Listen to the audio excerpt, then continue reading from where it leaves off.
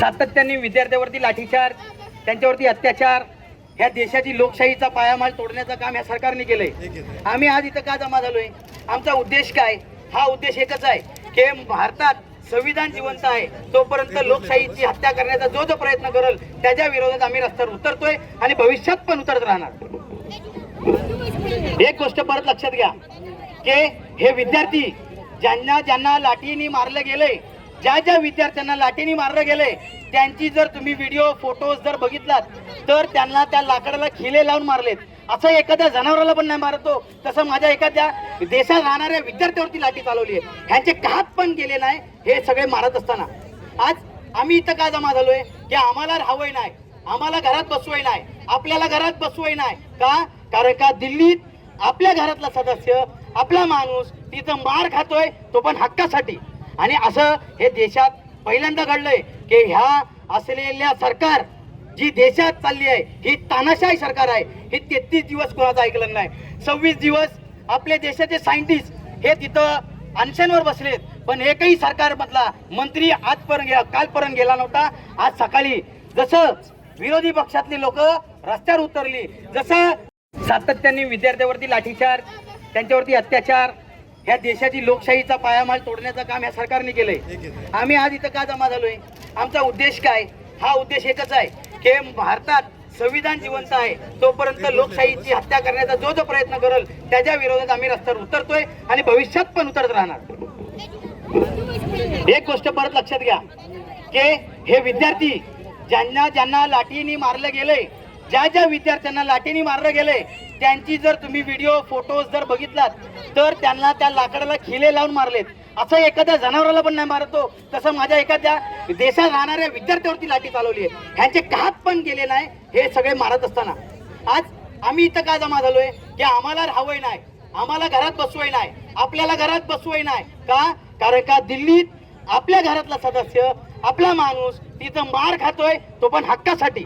आणि असं हे देशात पहिल्यांदा घडलंय की ह्या असलेल्या सरकार जी देशात चालली आहे ही तानाशाही सरकार आहे। हे 33 दिवस कोणाचं ऐकलं नाही, 26 दिवस आपल्या देशाचे सायंटिस्ट हे तिथं अनशनवर बसलेत, पण एकही सरकारमधला मंत्री कालपर्यंत गेला नव्हता। आज सकाळी जसं विरोधी पक्षातली लोक रस्त्यावर उतरली, जसं प्रत्येक गावातनं नागरिक, प्रत्येक जिल्ह्यातला नागरिक, प्रत्येक स्टेटमधनं नागरिक उतरला रस्त्यावर, तेव्हा या देशातल्या असलेल्या या सरकारने दखल घेतली आहे। मग अशा पद्धतीची जर अशी कृती करत असेल ही देशातली सरकार, मग आम्ही जायचं कुणाकडं?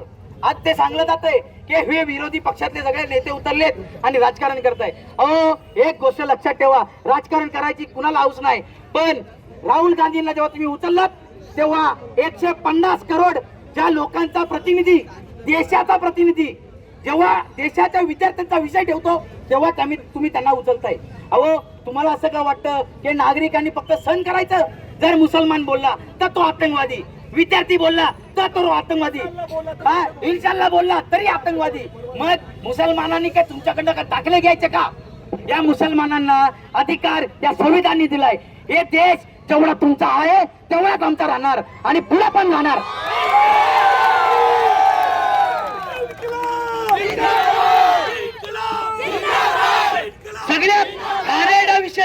सगळ्यात घाणेरडा विषय 20 पोरं ही मेली गेली असं घोषित केली, पण माझा असा आरोप आहे या देशातल्या सत्ताधारी जेवढे मंत्री बसलेत यांनी त्यांचं मर्डर केलंय,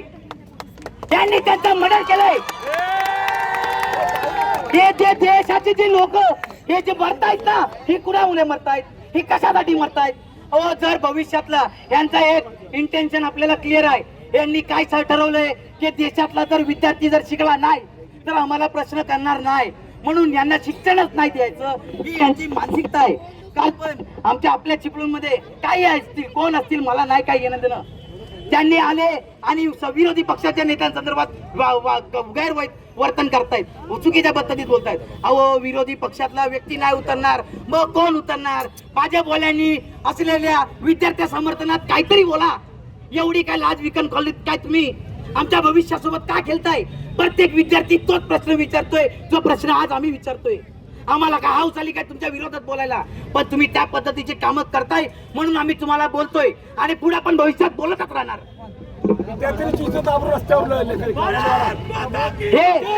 हे इथंच थांबले नाही, हे इथंच थांबले नाही, हे कुठपर्यंत थांबले, एखाद्या महिलेसोबत कुठल्या पद्धतीची वागणूक केली पाहिजे हे सुद्धा त्यांना समजत नाही. एखाद्या महिलेच्या वरती छातीवरती पाय ठेवून चालतायत, ही कुठली सभ्यता आणलीत? हे त्यांचे कपडे फाडले जात आहेत, ही कुठली सभ्यता आणलीत? ही लक्षात ठेवा, ही हुकुमशाही अजून जिवंत आहे. जेव्हा तानाशाही राजशाही चालू कराल तेव्हा तुम्ही इंग्रजांसारखे वागायला चालू करा. हे ब्रिटिश काल, जेव्हा ब्रिटिशांना जर महाराष्ट्र या देशातून खदेडून काढलंय तर लक्षात ठेवा भाजपवाल्यांना जास्त वेळ जाणार नाही, 100% तुम्हाला पण काढणार.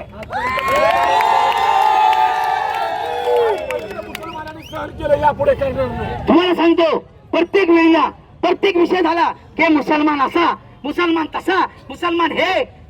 पण तुम्हाला एक गोष्ट समजली पाहिजे, त्या जंतर मंतरवरती भाजपवाल्यांनी एकाही व्यक्तीने पाणी नाही पाजलं. या जेव्हा 2021 ला फ्लट आला तेव्हा कुठल्या पक्षाच्या लोकांनी इथं पाणी नाही पाजलं. तिथं माणुसकी जिवंत होती आणि देशात पण माणुसकी जिवंत राहणार. त्यांना आज वाटतंय की बाबा आम्ही केलंय, आम्हीच करतोय, आम्हाला कोण बोलणार नाही.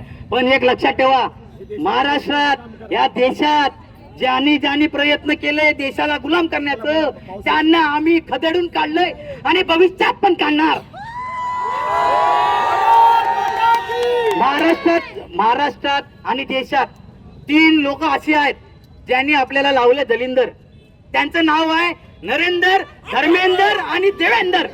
अशा लोकांना घराजवळ येता येता पाठवलीच पाहिजे परत, की तुम्ही जेव्हा आमच्याकडे मतदान मागायला येता ना तेव्हा तुम्ही लोकशाहीची व्याख्या तुम्ही सांगता आम्हाला, आणि जेव्हा मतदान होऊन तुम्ही सत्तेत बसता तेव्हा तुम्हाला असं वाटतं की काही फरक पडणार नाही.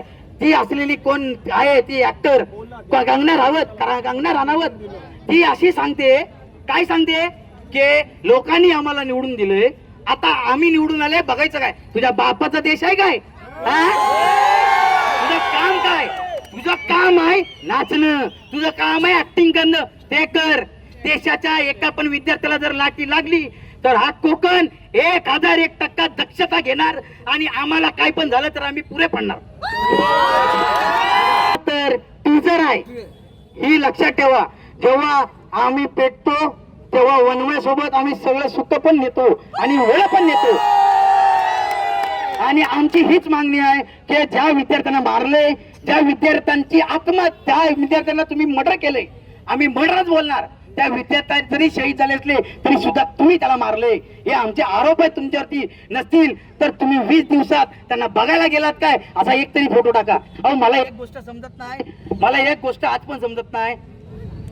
आपल्याकडे लॉकडाऊन लागला 12 वाजता, काय रात्री 12 वाजता लॉकडाऊन लागला, 12 वाजता ऐकलात काय? नोटबंदी झाली 12 वाजता. हे सगळं कालोखात का करतात? काय आहे कालोखात? हे कालोखात चोर फिरतात, चोर, हे माहितीये ना. मग देशात जे आले आहेत चोर त्यांना आम्ही बोलतो हो आता घरपोच, आणि आम्ही त्याला करणार, हे लक्षात ठेवा. एवढंच नाही तर पुढे सांगतो, आम्ही निवडून दिलेला एका नगरसेवक त्याला 115 मुसलमानाची मतं पडली आहेत, निवडून आलाय. आणि तरी सांगतो की मुसलमानांची मतांची गरज नाही. पुढच्या वेळेला ये, तुला सांगतो आम्ही पुढच्या वेळेला.